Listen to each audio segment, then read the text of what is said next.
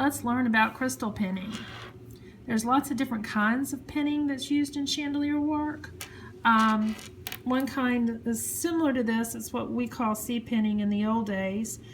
There's newer versions of it that are a little bit more round, and it's just one little piece of metal that's looped into two pieces of crystal and then pushed together, just like in jewelry. And that's C pinning.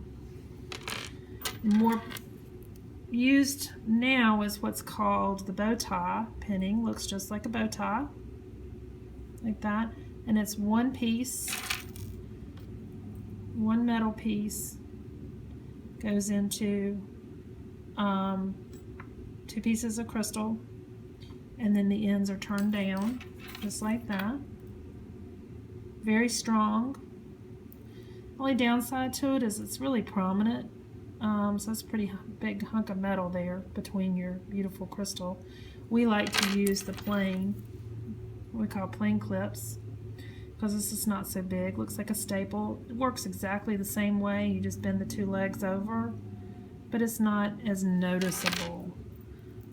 Here's one of the plain. Same with the two legs. And then some of the older styles called traditional pinning, or wrinkle pinning was also called, and it is two pins looped together.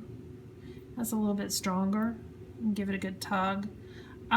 This one is an example. It's single loops. So one pin goes on one side, another pin goes in the other side, and you loop them. And you want to keep them at right angles to each other, and what that does is keep everything hanging straight. So one loop will be horizontal to the edge of the crystal, and the other loop will be perpendicular to the edge of the crystal, and it just, like I said, it just keeps it hanging straight. So this is an example of single loop. This is an example of double loop, and you would use this on a particularly large piece of crystal with a long pin, and it just adds some additional strength. A little bit harder to do.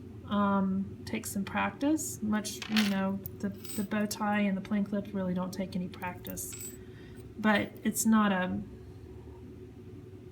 it's a little bit more modern way. That's the better way to say it.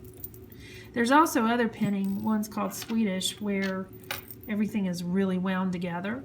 And you don't see that a whole lot anymore, but you will see it on some antique chandeliers.